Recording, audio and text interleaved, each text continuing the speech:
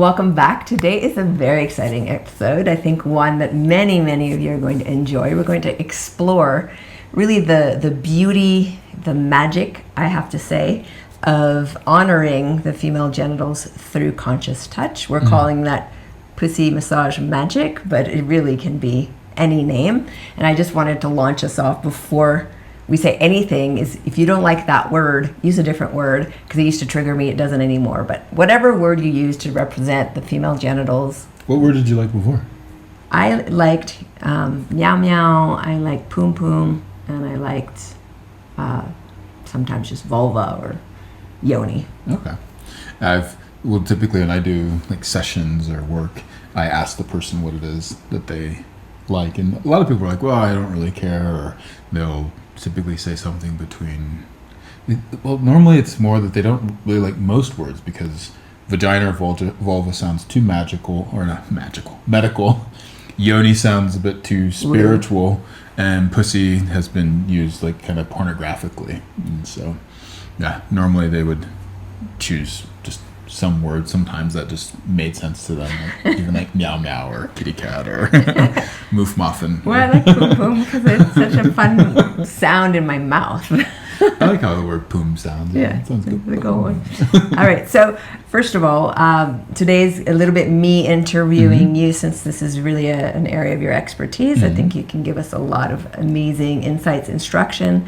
I'm happy to share personal experiences from different times of my life, because I think they might be relevant to the conversation. But really, I'm excited to interview you on this. So just to get us started, what is it exactly that we're going to talk about? Well, I guess, what is a massage? In other words, well, I mean, imagine just how you'd be getting a regular massage for the rest of your body, and imagine taking that instead towards your genitals. Or if we're going to be using the word pussy, then we'll say pussy. Yeah. And that, however, still has many different forms. Just like when you go to, I don't know, maybe a hotel and get a massage at the spa, it's very different than if you get a massage from a physiotherapist, which is different yet from a Thai massage or a Swedish massage. Like, there's just an array of styles of massage. And so as opposed to going into, well, I guess we could speak about some different styles, because I think you've sort of had the gamut of different types. Of course. Yeah, see what's out there. Of so-called massages, which sometimes are not called a massage. Yeah. But I think the big thing is that it can have kind of several different natures to it. It could be something that's more for like relieving tension and serving a little bit more of a therapeutic effect on a physical level. Then there's also those that are just kind of like a feel like nice and sensual, and you're just kind of getting everything just activated and stimulated. And then there can be a massage which is a bit more erotic, which is designed specifically to get you turned on by what the other person is doing. Now, some of the things we can go into it is normally the person that's on the receiving side is being passive, and the masseuse is the one that's doing all of the effort. And yeah, so I think that kind of covers it in general. Okay. I have a slightly different take on this. Well, I'm curious then, what is it not? Because just so we can be clear, because there's some things I've seen on YouTube and like, that is horrific. I would never ever want that experience, but maybe that's categorically what someone might think in their mind when they hear about this. Well, I think there is this person goes to the masseuse parlor and then ends up getting like having sex. Yeah, even beyond just a happy ending, like it is. All of a sudden, the masseuse just basically like whips it out and starts going in, and there's like a whole string of porn that revolves around that theme. So that's not what I would say is what should be happening with a pussy massage, in the sense that if this is something you've gone to, let's say like a gigolo, or specifically have gone to some erotic parlor to get that, it should be something that's agreed upon. Or like a friend of us with Yelp. What? She hires her masseuses on Yelp. And then sees how she can seduce them into being Full with her. service. Okay. Well, I mean, that again is if the client is wanting this and if the provider is providing that and there is a mutual Yes. consent and then let's say also what's the legalities of it in that state or country or whatever it might be, then that's a whole other issue. But we're not going into the legal side of things. We're going into just what is a pussy massage. In and of itself, it does not mean that you are going to be having sex. Well, actually, that's the part I really liked about it. Yes. So historically, I'll just give a quick background. It was first introduced to me as a sacred spot massage. And I was like, what the heck is a sacred spot? It sounds great. It sounded amazing. I had no idea what the sacred spot was. I mean, I knew all my female anatomy, but I'd never come across a sacred spot. So I was very excited. You're in explorer mode. I was incredibly disappointed. The sacred spot, turns out it's the G crest or whatever you want to call it. Zone, pad, spot, yeah. But I would have to say the more sacred spot side of things, what was nice is that they ritualized it. And so that's the sacred part. What made it nice is how often in your life does anyone actually take the time and care to set aside a long period of time that's really just about honoring this part of your body. So let's then go back really quickly. So in terms of as well of the dynamics of the touch, a massage is something that another person is doing, where they're doing action for your benefit. And so they are giving you a massage. And so that's a dynamic that I think can quickly go off when you start having practitioners doing things that are actually for their own pleasure. Correct. And so that's something I would definitely say that a massage isn't, unless this is, of course, again, it's like being requested, but but the nature of a massage is that it's a giving touch, meaning that the touch that's being done is for the benefit of the receiver, and the receiver who is receiving that touch is getting touched for the benefit of themselves, as opposed to them allowing it to happen when really like the masseuse is doing it because they're enjoying essentially it for me it wasn't, I wouldn't categorize it as a sexual experience. Yes. Even though orgasm might have happened during the thing, I didn't feel like I had sex. It wasn't about the other person and connecting with me. It was purely me with my body, my sensations being facilitated through an experience. And that's how I would define it.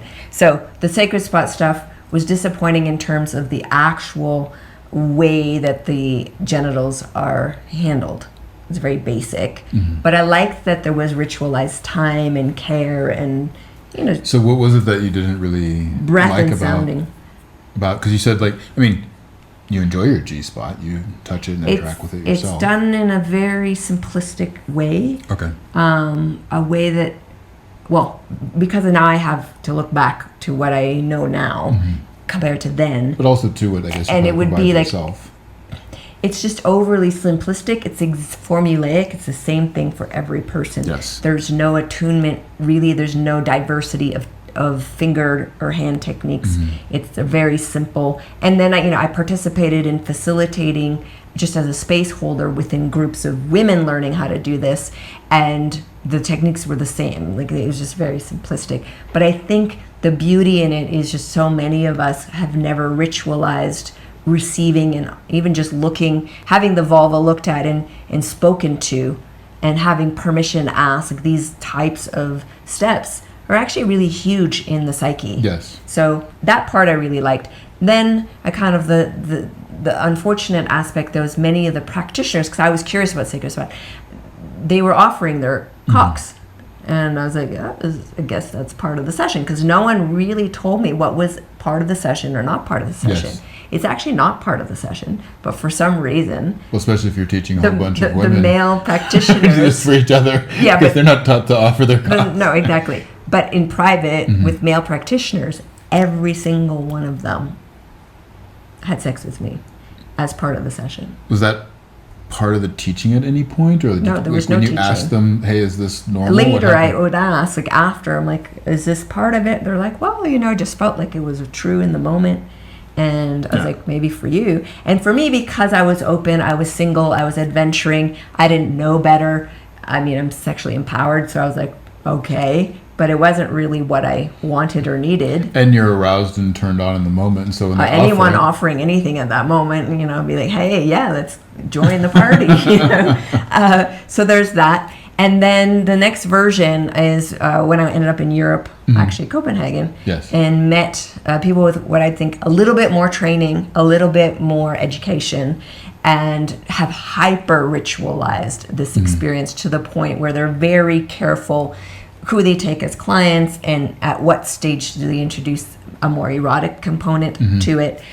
But in that, I remember my first session saying, you know, all of you male practitioners are the same. You just want to have sex with me. And I was very angry. And he's like, okay, because he wanted to what's there. Yeah. And he was so respectful. And it wasn't until the last 20 minutes where he's like, do you desire to still have this experience? Because he massaged the whole body. And at that point, I was a full yes, because he'd not made it about the pussy, even though... And you discussed that it could potentially go there before, and you'd agreed to and that. And there was no sex. He wasn't involving his own energy. He wasn't trying to be sexual with me.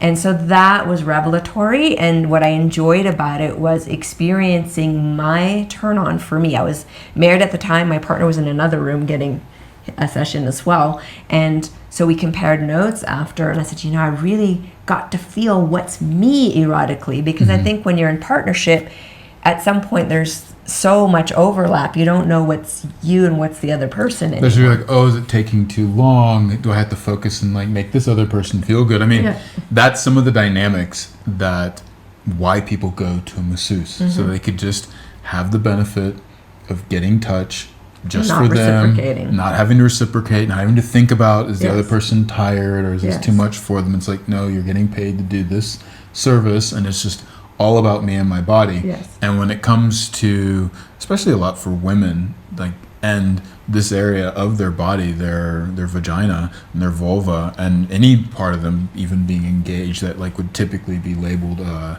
erogenous zone, the need to reciprocate or give back is so tremendous that in and of itself can be just a massive exercise. So huge to like not even touch the practitioner, but just be in your own sensation. Well, and I think so that's where I think this can go wrong, is that there is when you have a practitioner that's trying to all of a sudden go, oh, well, it just seemed right to me that you would want that. And it's like, but is this actually for the client, or is this actually for you? And so when the practitioner starts doing something just for themselves, that's where things go off. And you mentioned the other part too, is that a massage can be prescriptive.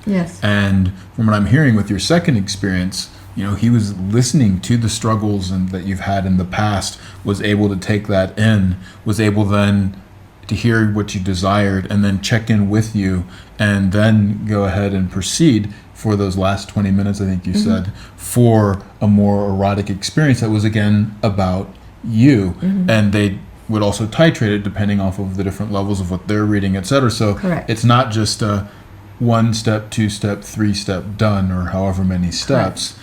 Whereas the first one, it was so ritualized in the sense that it became prescriptive. It's a formula that they teach, and everyone follows the same formula, and they're not trained into attunement and a skill set that has a variety of possibilities, which you have, so we'll get into that later, but where you really do need a variety of things, because there's different needs in a body. If there's tension, if there's pain, if there's numbness, if there's any kind of emotional agony or charge or whatever's going on, or just even fears, these are skills that you need to be able to go through this. So that was my complaint, as I knew someone who I then experienced also extended orgasm sessions where they just work with the clitoris and they kind of surf you. And that was actually a cool experience. There was no intravaginal stuff going on. But at the same time, I felt like some of the practitioners I was engaged with were careless. They loved activating women, but they didn't like it when stuff would come up. They're like, I'm not being paid to deal with stuff. I'm like, but that seems irresponsible, because how do you separate psychosexuality? So that's another type of yoni massage that can happen. They do. It's also sometimes there's another branch of that called oming, where it's like 15-minute clitoris sessions. So that's something I never liked. I don't like even how the practitioner's seated. It's very clinical in some ways. And then there was this de-armoring, which I never had. I had instant repulsion because my students were coming to me saying that they were in a lot of pain, being forced to breathe through very difficult sensation. So I was just through hearing stories anti-de-armoring. Yes. And it wasn't actually until I met you and Susan, which we also interviewed, where I started to understand, there are people who have this skill set in a way where they're actually listening and not just say, just breathe through the pain. Like it's, that's another type of yoni massage is the de-armoring. So I'd love you to speak about that. Then I had several osteopathic sessions where a doctor would go in. They weren't in there very long, but they were in there and doing actual fine-tuning adjustments, which were incredible, but that's different than a pussy massage. And then finally, I got to experience suction sex and the way in which you do your session work. And it was a whole new world. And by suction sex, meaning the methodology of it applied to a pussy massage as opposed to sex as penetration. Yeah, we weren't. I mean, not that. But I wanted to sort of name these different gradients that I've been exposed to, the good sides, the limitations. And today I'm just excited that we're going to go more deeply into your mastery, because I really feel maybe it's just a natural gift you have, or a genuine passion, or maybe there's a bunch of factors that have come into the making of your mastery. But I mean, I'm constantly sending clients your way. I bring you to my all-women events, and we offer optional sessions for people who want.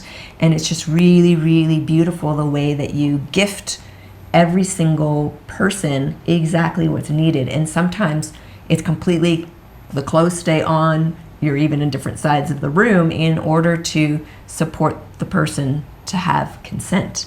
So it's what you do with yoni massage, pussy massage is really rather extraordinary. So I'm excited to talk about that. To kind of clarify then, I mean, one thing's to have a session, because this is really just addressing whatever type of it's relational, intimacy, sexual issues that you might be struggling with or that you're wanting to optimize. Yeah. And so that is a pretty full spectrum. Now, the pussy massage, if you want to call it that, would be, or you could say internal hands-on work or palpation techniques or anything of this nature. That is a particular toolbox that then gets utilized if this is a particular area where a person is struggling with in their intimate, relational, or sexual life. Now, part of what you've been mentioning is that this separation of like, no, we're just doing physical touch versus, the psychological part is that in some sense, you don't really have that separation. Now, if the massage, of course, is sort of like at a nice spa and you get a massage, even there, to an extent, you are engaging in the emotions of the person feels relaxed, you know. Maybe you might even have a tear or two come up, and the masseuse never sees that. But, I mean, just the fact that you walk out feeling different emotionally shows that these two things are connected. And so when you then bring in the aspect of being touched in places that, either you've maybe suffered abuse, or that it's only been like in very intimate settings, or just hasn't been touched in a long time, this is going to typically bring up lots of different emotions. And also then it's going to even bring up memories of the past. It could even bring up romantic dreaming of the future. So there's a lot to really be aware of, and why I talk about it as a psychosomatic, or to kind of like a subcategory, more specifically like a psychosexual practice, if the person again is wanting to optimize or be able to overcome a challenge. Now, I would say that when I use the word, and this is just semantics for the sake of categories, because you speak, you figure out the intention of what you have before a session, but then during the session you see, okay, well, what does the person actually want? If they've said no to something as a boundary at the beginning, then that doesn't get changed halfway through. They can come back for another session and maybe readdress that. But if they're a yes to something, but then later on they find out they're a no, that doesn't mean then that it's like, oh, bear through it and go forward with it, you know? Exactly. And if it's a maybe, then this is something to be figured out through the session, but you don't act on it until the person is like an actual yes.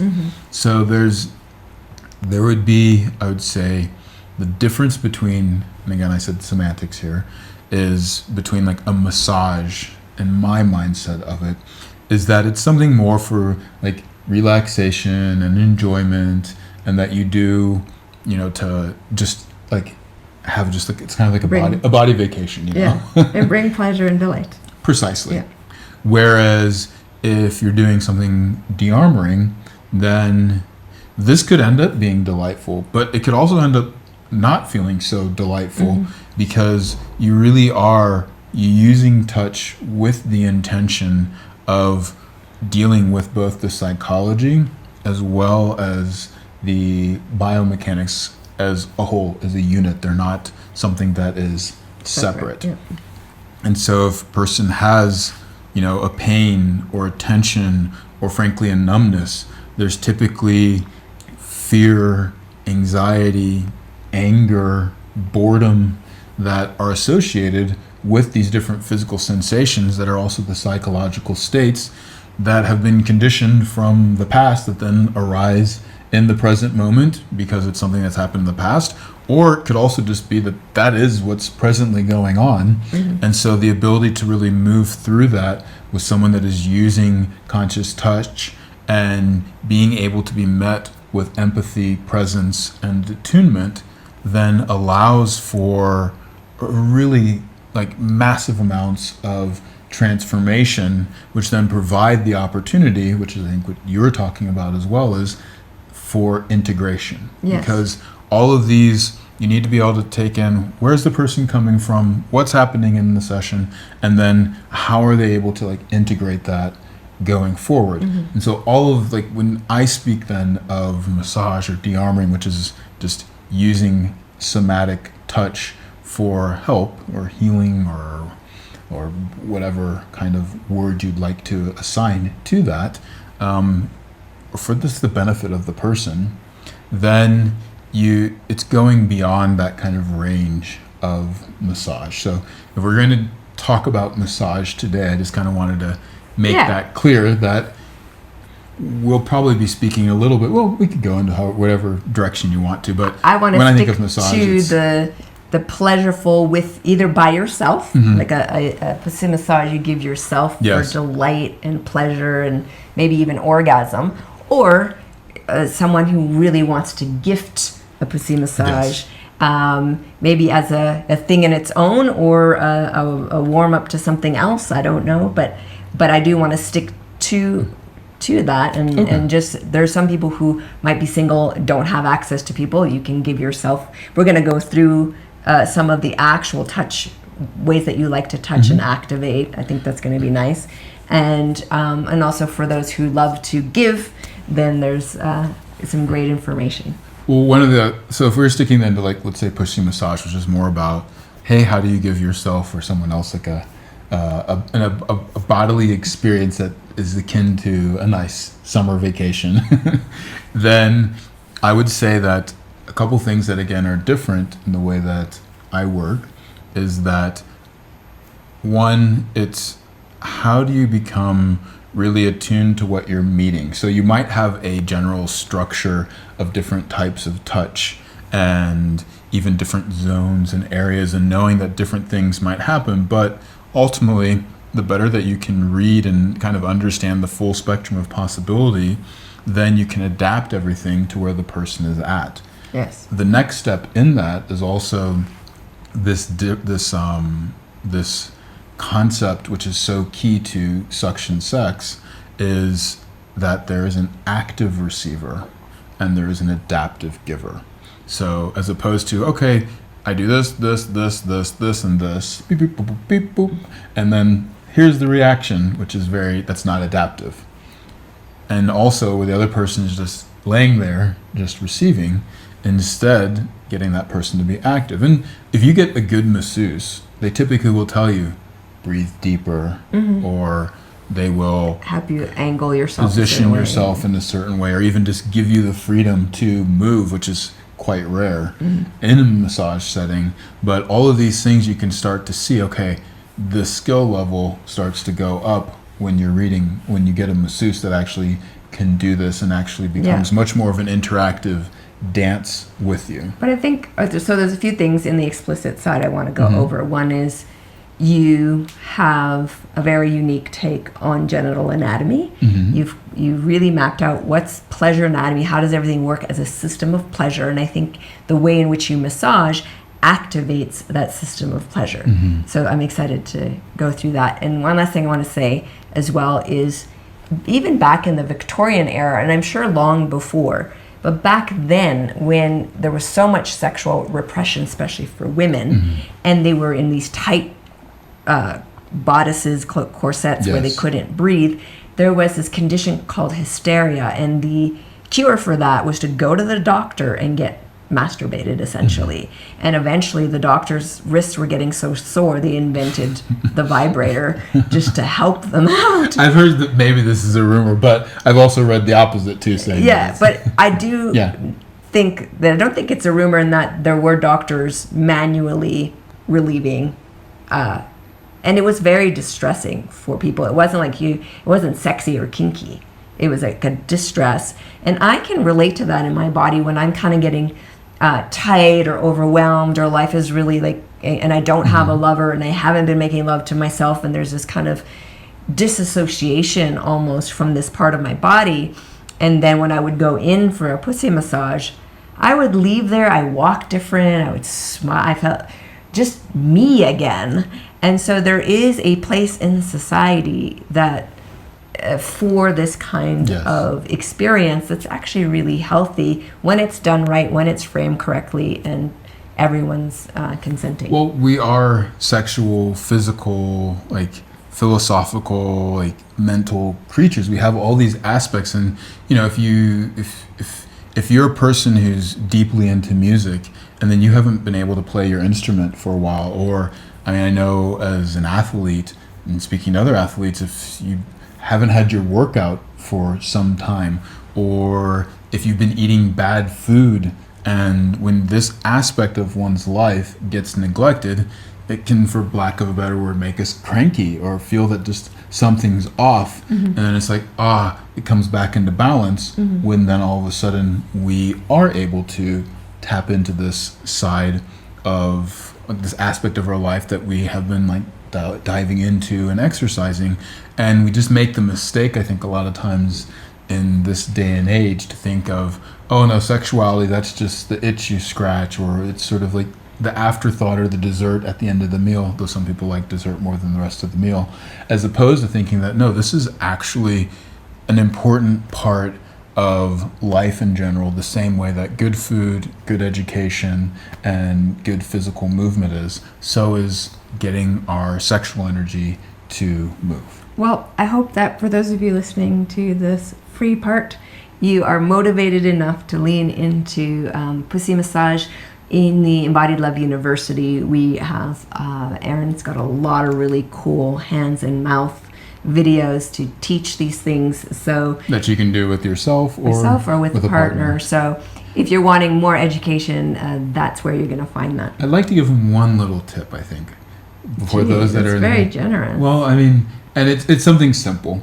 It's actually, in the last time that we were teaching, when you talked about pleasuring yourself, this was a big factor, and one of the participants was like, thank you so much for saying that. I thought I was weird for doing this. And that is, as opposed to trying to do something externally with your fingers, which is how we think of the massage, is, well, how can you feel into what your body wants and allow your body to move so that your finger is more assisting it as opposed to the one doing to your body passively. So this is how to be an active receiver and adaptive giver even with yourself. And so I think when you talk about self-pleasuring, you say typically as opposed to, well, I'll let you share it if you're willing to. Gee, it's on this public side. Oh, I mean, just... Well, the main thing I think that you're pointing towards is as a solo practice, but it also, I think, can be translated in partner. But as solo, to instead of using the hand and moving the hand vigorously to create sensation, often I prefer to have my hand pretty still and to be lying on top of the hand and use my whole body to generate sensation. And this, for me, creates way more yumminess and also translates more easily into partnered experience. Yes, and how that I think would apply then in the realm of self-massage is, as opposed to just focusing so much on like what the hand techniques are that you're doing, is really stay in touch with your own body sense from the inside, and then from there feel like, what do I need, what do I want, and then start to make a dance between your body and your hand to meet that need. And that's the practice really to go ahead and experiment with. So well, we talked about that, and I think in our self-pleasure episode. So if you haven't seen that episode, you want to pop over there, because we have stuff for vulvas and penises in that one. And in this case, it might be that you might feel tension, though. You might feel numbness. So tune into your body and figure out, like, oh, okay, well, actually, if I do this, I'm noticing the tension starting to release. And what can my body do more as opposed to just my hand? Maybe breathe a little bit more, etc. But we'll get into the details. Well, I want to jump over. To join us for the complete and explicit version of the podcast, simply upgrade your membership and gain instant access.